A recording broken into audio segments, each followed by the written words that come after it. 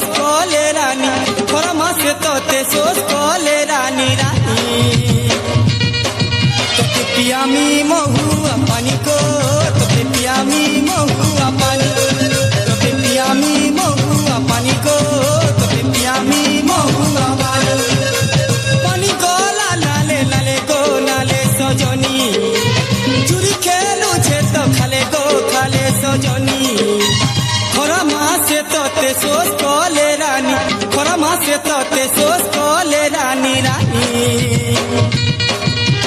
पियामी महुआ पानी को तो पियामी महुआ पानी तो पियामी महुआ पानी को तो पियामी महुआ पानी।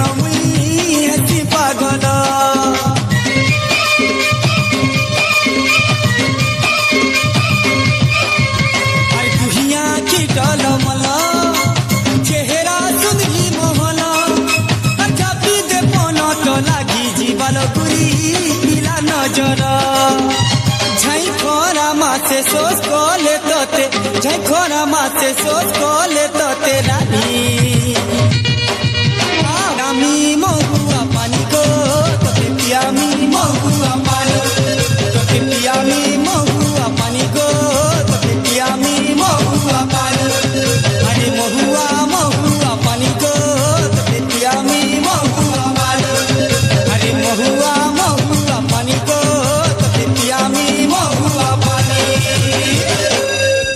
बहुत बढ़िया कि नाचरे खुशी करी नारंगपुर गुरुदेव रणा 20 टंका पुरस्कृत करिछन एवं भोजपुरी तपोधन तांडी 10 टंका पुरस्कृत करिछन। तांको अशेष अशेष धन्यवाद।